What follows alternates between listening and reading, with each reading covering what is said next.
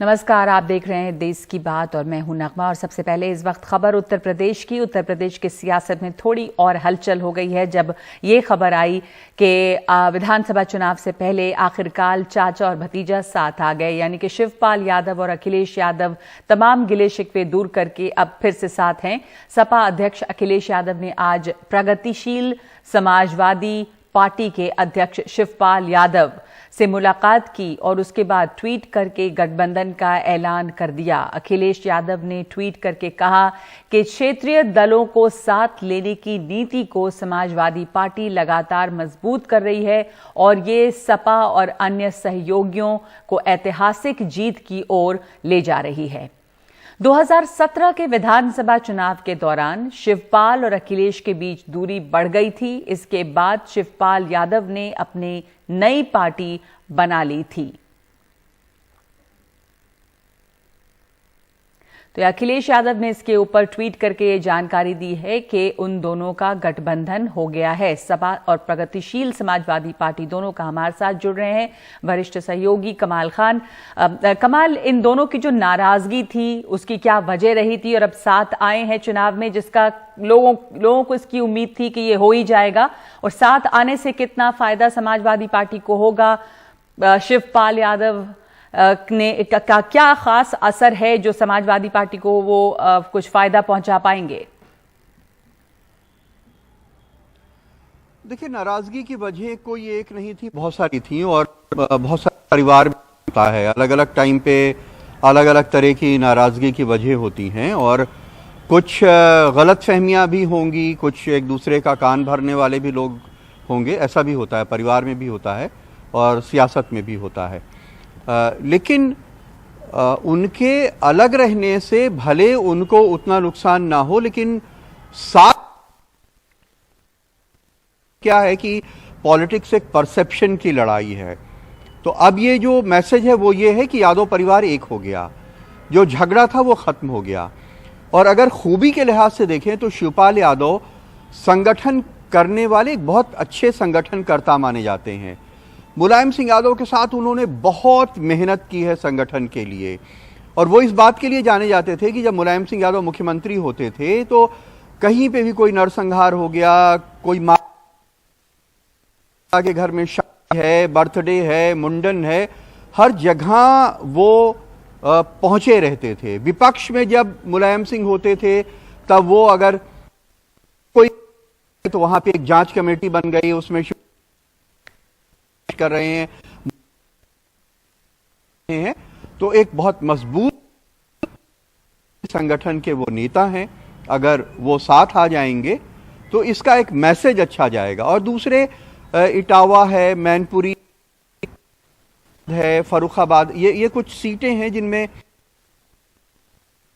और उन जी कमाल, आपकी आवाज कट रही है, पर कमाल से हम शायद फोन पे बात कर सकें। इस वक्त आवाज उनकी कट रही है। कमाल, जो जानकारी हमें दे रहे थे शिवपाल यादव की जो शख्सियत है उसकी क्या खूबियां हैं। शिवपाल यादव के साथ आने से ये जरूरी नहीं है कि बहुत ज्यादा सीटों पे फर्क पड़ जाए, लेकिन ये जरूर है कि शिवपाल यादव का साथ आना एक बहुत अच्छा मैसेज देता है कि यादव परिवार साथ है। और चुनाव जो होते हैं, ये राजनीति जो होती है वो परसेप्शन की लड़ाई है कि किस तरह का नजरिया बन पा रहा है लोगों का, और उसमें ये दिख रहा है कि इकट्ठा हो गया है यादव परिवार। और संगठन की जो संगठन को साथ रखने की जो ताकत है शिवपाल यादव की, वो उनकी एक बहुत बड़ी खासियत है।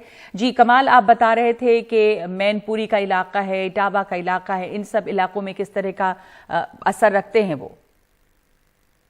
उनका असर भी है। और देखिए, वो अखिलेश यादव से बल्कि भारतीय राजनीति में आए हैं।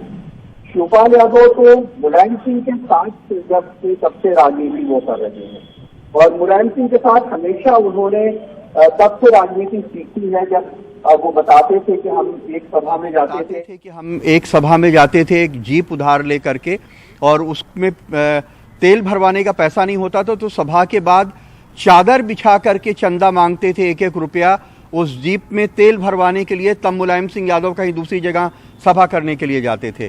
तो वो जो तकलीफों वाली राजनीति है वो उसका हिस्सा पार्टी कर रहे हैं। और एक इतना बड़ा संगठन जो बना है उसमें उनका भी बहुत बड़ा योगदान रहा है। बहुत लोगों से उनके संपर्क है। मान लीजिए वो अलग चुनाव लड़ते और सारी सीटों पे लड़ते, तो अगर कोई आदमी 1000 वोट भी, 3000 वोट भी, 5000 वोट भी एक एक सीट पे काट रहा है, और अगर वो अब साथ आ जाता है तो उसका असर जरूर होगा, और वो चुनाव में काम भी कर सकते हैं अखिलेश यादव के साथ में, उसका भी असर पड़ेगा। जी जी, बिल्कुल बिल्कुल आपने सही बताया ये और समझाया कि किस तरह से अगर वो कुछ भी सीटें लेके जाते, उन तमाम सीटों पर अगर वो चुनाव लड़ते तो ये नुकसान होता, और इस वक्त दोनों साथ आ गए हैं तो संदेश अच्छा जा रहा है। आपका शुक्रिया कमाल इस जानकारी के लिए, इस चर्चा के लिए कि उत्तर प्रदेश की जो सियासत है उसमें क्या असर पड़ेगा। शिवपाल यादव का साथ आना अखिलेश यादव के साथ, और जाहिर है कि शिवपाल यादव एक लंबे समय से राजनीति कर रहे हैं। जब अखिलेश की एंट्री नहीं हुई थी राजनीति में, तब से तो उन्होंने इस पार्टी को बनते हुए देखा है, बनाया है इसको, और उसको एक मजबूत संगठन यहां पर खड़ा किया है, तो ये एक अच्छा संदेश जरूर दे रहा है। और दूसरी खबर की तरफ बढ़ते हैं। बात किसानों के आंदोलन की जो खत्म हो गया है और किसान अपने अपने घर लौटे हैं, और इसके चलते ट्रैफिक के लिए जो दिल्ली के बॉर्डर्स बंद थे, दिल्ली की जो सीमाएं तीनों बंद थी, वो गुरुवार से एक बार फिर से खोल दी गई हैं। टीकरी बॉर्डर पर सड़क पहले ही खोल दी गई थी। गुरुवार से सिंघू बॉर्डर पर भी मरम्मत के बाद नेशनल हाईवे को आम जनता के लिए खोल दिया गया है, जिससे आम जनता को काफी राहत हुई होगी, क्योंकि 1 साल से ज्यादा से यहां पे आने जाने में परेशानी थी। हमारे सहयोगी सौरभ शुक्ला की ये रिपोर्ट। सिंघू बॉर्डर से लगभग 385 दिन बाद दिल्ली पुलिस के कांटे लगे वो बैरिकेड हटा दिए गए, जो किसानों को दिल्ली में घुसने से रोकने के लिए लगाए गए। 26 नवंबर 2020 को यहीं पर पंजाब और हरियाणा के किसानों को दिल्ली पुलिस ने आंसू गैस के गोले चलाकर रोक दिया था। गुरुवार सुबह सड़क की मरम्मत कर दिल्ली को हरियाणा और पंजाब से जोड़ने वाले अहम नेशनल हाईवे को आम जनता के लिए खोल दिया गया। आम लोग भी सड़क खुल जाने से राहत की सांस ले रहे हैं। रास्ता खोल दिया गया, कैसा महसूस कर रहे हैं आप? बहुत अच्छा महसूस कर रहे जी। हाँ, बहुत राहत है आप लोगों को? बिल्कुल राहत है, बिल्कुल राहत, सबको राहत हो गई है। सर 385 दिन बाद दुकानें खोली हैं, अभी खोल के बैठे हैं। अभी थोड़ा टाइम लगेगा सफाई होने में। ठीक है, लेकिन फिर भी आप लग रहा है कि हाँ कुछ राहत मिली है। कुछ राहत मिली है। आपकी दुकान है, आज सड़क खोली गई है, लग रहा है कि कुछ अब धीरे धीरे काम बढ़ेगा आगे? भैया अभी तो कुछ कह नहीं सकते, 386 दिन बाद ये रोड खुला है। अब मार्केट में कैसे है, क्या दबाव है, सारे आधे से ज़्यादा मार्केटें सारी बंद पड़ी हैं। अभी टाइम तो लगेगा ही, एक नई जिंदगी दोबारा स्टार्ट करनी पड़ेगी। राकेश टिकैत के बुधवार को गाजीपुर बॉर्डर से निकलने के बाद प्रशासन ने सुबह ही NH9 के फ्लाईओवर की सड़कें ट्रैफिक के लिए खोल दी। NH9 पर कुछ मरम्मत के बाद हाईवे को कुछ दिनों में पूरी तरह आम जनता के लिए खोला जाएगा।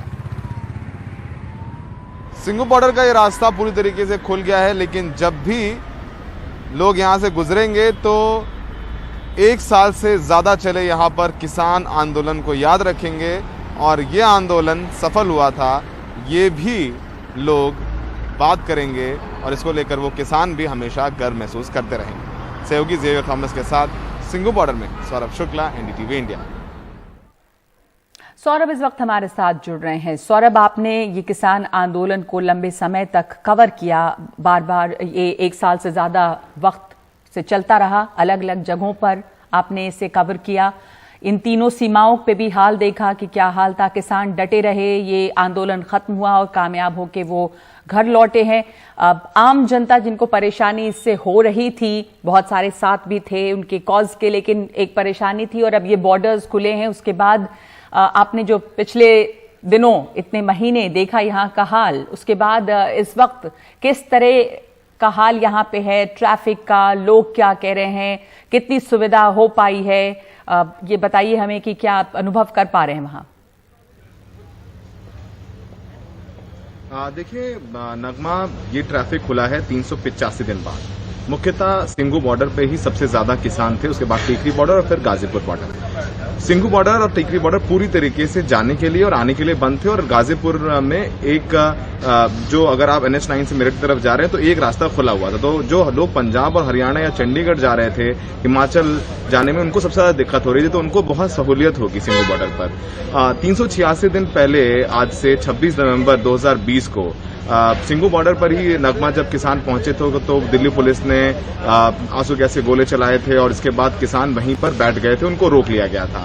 तो उसको लेकर के कोर्ट से लेकर के तमाम जगह पर चर्चा भी चली कि सड़कें किसने बंद की। किसान कह रहे थे सड़क हमने बंद नहीं की है, देखिए लोग हमारे पास से आते हैं, लेकिन बाद में दिल्ली पुलिस के बैरिकेड लगे हैं, उन्होंने कांटे लगाए हैं सड़क पर, तो वो लोग नहीं जा पा रहे हैं। तो फिलहाल देखिए 11 तारीख को किसान सिंघू बॉर्डर से वापस लौटे थे और आज 16 तारीख है, तो लगभग 4 से 5 दिन लगे दिल्ली पुलिस को भी अपना बंदोबस्त हटाने में, क्योंकि दिल्ली पुलिस ने भी सड़क के बीचों बीच कांटे लगाए थे, कंक्रीट के बैरिकेड लगाए थे, तो इस वजह से 5 दिन लग गए। यही वजह है कि सिंघू बॉर्डर तो 5 दिन बाद खुल गया, लेकिन जो गाजीपुर बॉर्डर है वो पूरी तरीके से खुल नहीं पाया है, क्योंकि गाजीपुर बॉर्डर पर कल राकेश टिकैत गए हैं तो नीचे का जो NH9 के फ्लाईओवर के नीचे का जो रास्ता है वो तो खोल दिया है, जो पतली पतली सकरी सड़कें हैं, पर मुख्य जो NH9 है वो अभी नहीं खुल सका है, क्योंकि उस पर भी पुलिस और NHAI मरम्मत का काम कर रहे हैं, और जब वो पूरी तरीके से ठीक हो जाएगा तभी NH9 को पूरी तरीके से ट्रैफिक के लिए खोला जाएगा। तो यानी अभी जो लोग हर रोज गाजियाबाद या NH9 लेके जो नोएडा जाते हैं उन्हें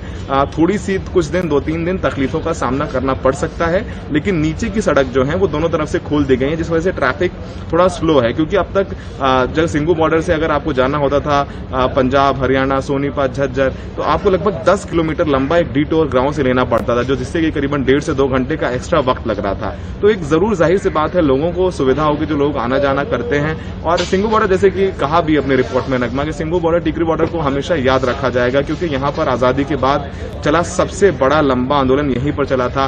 किसानों ने पहली बार सरकार से अपनी मांगे मनवा ली। अब देखना होगा कि 15 जनवरी को वापस से किसान बैठक करेंगे और सरकार ने उनकी मांगे नहीं मानी तो कह रहे थे फिर वो लोग वापस लौट आएंगे, लेकिन फिलहाल ऐसा लग नहीं रहा है कि होने वाला है। तो सड़कें दिल्ली की सीमाएं कहा जाए आधिकारिक तौर पर तो नगमा खुल गई हैं अब। जी शुक्रिया आपका सौरभ।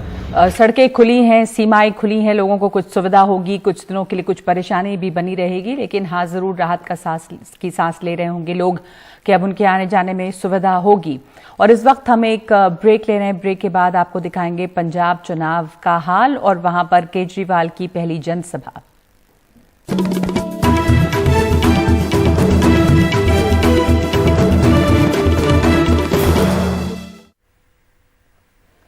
इस बार के पंजाब विधानसभा चुनाव के लिए अरविंद केजरीवाल ने आज अपनी पहली जनसभा बादल परिवार के गढ़ में की।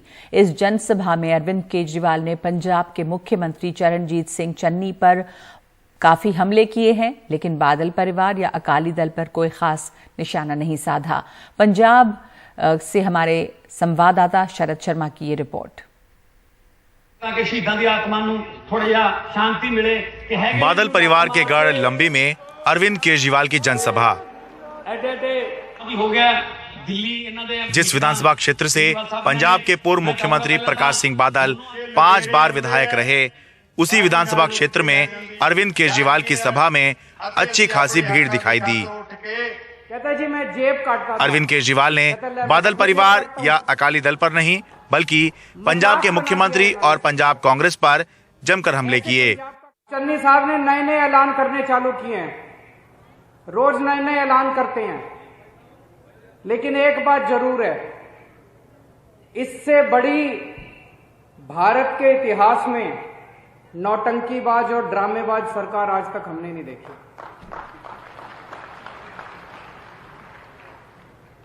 अभी थोड़े दिन पहले मैं चन्नी साहब का इंटरव्यू सुन रहा था टीवी में।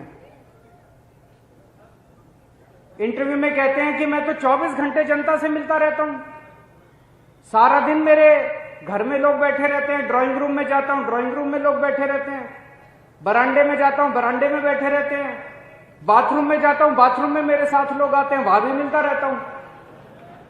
मुझे लगता है दुनिया के इतिहास में पहला सीएम होगा जो बाथरूम में भी लोगों से मिलता रहता है। अरविंद केजरीवाल ने अपील की कि कांग्रेस और अकाली दल को कई मौके मिल चुके हैं, इस बार एक मौका आपको दें। कांग्रेस को आपने 25 साल दिए, इन्होंने 25 साल में कुछ नहीं किया। तो अगले 5 साल में भी ये कुछ नहीं करने वाले। आपने अकाली दल को 19 साल दिए, इन्होंने 19 साल में अगर कुछ नहीं किया तो अगले 5 साल में भी कुछ नहीं करने वाले। दिल्ली के लोगों ने हमको 5 साल दिए थे, हमने इतना शानदार काम करके दिखाया कि दिल्ली वालों ने दोबारा 5 साल दे दिए, अब तीसरी बार भी 5 साल दे दिए उन लोगों ने हमको। बार बार दिल्ली के लोग, एक बार आप हमें मौका दे के देखो, आप बाकी सारी पार्टियों को भूल जाओ। लेकिन इस दौरान आम आदमी पार्टी की पंजाब यूनिट के मुखिया भगवंत मान ने बादल परिवार पर जमकर हमले किए। ਉਹਦੇ ਵਿੱਚ ਬੈਠੀ ਸੀ ਹਰਸਿਮਰਤ ਕੌਰ ਜਦੋਂ ਆਡੀਅנס ਬਣ ਕੇ ਆਏ ਸੀ 5 ਜੂਨ ਨੂੰ। ਜੇ ਕਿਤੇ ਉਸੇ ਦਿਨ ਹੀ ਵਿਰੋਧ ਕਰ ਦਿੰਦੀ, ਜੇ ਕਿਤੇ ਉਸੇ ਦਿਨ ਹੀ ਅਸਤੀਫਾ ਦੇ ਦਿੰਦੀ ਤਾਂ ਸ਼ਾਇਦ ਐਡਾ ਵੱਡਾ ਅੰਦੋਲਨ ਨਾ ਹੁੰਦਾ।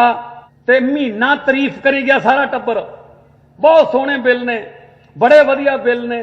ਜਦੋਂ ਪ੍ਰੈਸ਼ਰ ਵੱਧ ਗਿਆ ਜਥੇਬੰਦੀਆਂ ਦਾ, ਅੰਦੋਲਨ ਦਾ, ਫਿਰ ਉੱਥੇ ਅਸਤੀਫਾ ਦੇਣ ਦਾ, ਉੱਥੇ ਪਾਰਲੀਮੈਂਟ 'ਚ ਸੁਖਬੀਰ ਬਾਦਲ ਕਹਿੰਦਾ ਮੈਂ ਵੀ ਕਿਸਾਨ ਆ। पंजाब विधानसभा चुनाव 2022 के लिए अरविंद केजरीवाल की पहली जनसभा बादल परिवार के गढ़ लंबी में थी। माना जा रहा था कि बादल परिवार पर, अकाली दल पर जमकर हमले अरविंद केजरीवाल करेंगे, लेकिन ऐसा कुछ भी नहीं हुआ। इसके 2 कारण हो सकते हैं। पहला, इस समय पंजाब की सत्ता में कांग्रेस है और अरविंद केजरीवाल चाहते हैं कि सीधा मुकाबला कांग्रेस से किया जाए, इसीलिए सीधे हमले कांग्रेस पे किए गए और अकाली दल को या बादल परिवार को इग्नोर किया गया। और दूसरा, पंजाब में इस बार एक बात बहुत मजबूती से निकल के आ रही है, वो ये है कि पंजाब विधानसभा चुनाव 2022 सीधा कांग्रेस बनाम आम आदमी पार्टी होने वाला है। लंबी पंजाब से अपने कैमरा सहयोगी अश्विनी मेहरा के साथ मैं शरद शर्मा, एनडीटीवी इंडिया।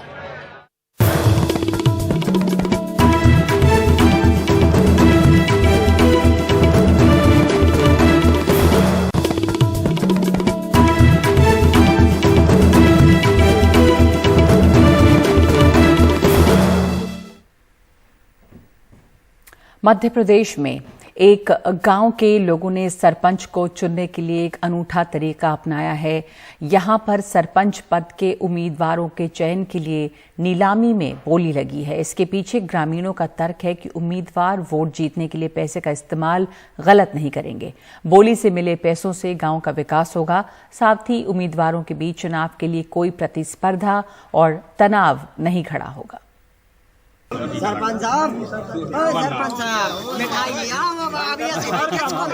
अशोकनगर जिले के भटौली गांव के इस मंदिर में नीलामी हुई, किसी परियोजना के लिए नहीं बल्कि सरपंच के पद के लिए। पैसा के संगे मिठाई। 4 दावेदार थे। बोली 21 लाख रुपए के साथ शुरू हुई, इसके बाद 43 लाख तक पहुंची। सौभाग्य सिंह यादव ने 44 लाख रुपए की बोली लगाई और नीलामी जीत ली। जो भी है राशि मंदिर मिलेगी तो विकास होगा, सनातन धर्म का आगे ही बढ़ेगा जो भी है। और वैसे पैसा मिटा के पाप में पैसा जाता, हिंसा होती, हिंसा दारू वालों की वजह से मंदिर पे सब ग्राम वासियों ने अपनी सलाह से ही काम किया है। तो अत्याचार से बचाने के लिए ग्राम भटौली के लिए ये प्रस्ताव रखा गया है।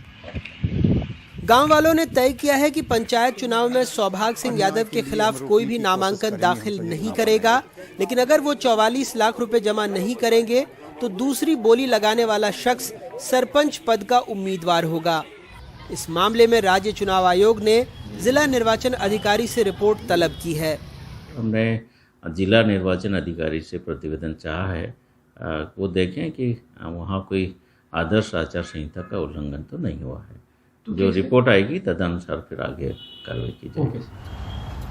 हालांकि चुनाव की तारीखों को लेकर मध्य प्रदेश में संशय है, क्योंकि एक संबंधित घटनाक्रम में सुप्रीम कोर्ट ने पंचायत चुनाव आरक्षण और परिसीमन मुद्दे पर कांग्रेस की याचिका मध्य प्रदेश उच्च न्यायालय को वापस सुनवाई के लिए भेज दी है। मध्य प्रदेश में पंचायत चुनाव 3 चरणों में जनवरी से फरवरी के बीच में होंगे, लेकिन कांग्रेस ने कोर्ट में याचिका दायर की है, ये कहते हुए कि शिवराज सिंह चौहान सरकार ने 2014 के आरक्षण और परिसीमन नियमों को लागू रखकर कानून की धज्जियां उड़ाई हैं। अशोकनगर से स्वदेश और भोपाल से कैमरा पर्सन रिजवान खान के साथ अनुराग द्वारी, एनडीटीवी इंडिया।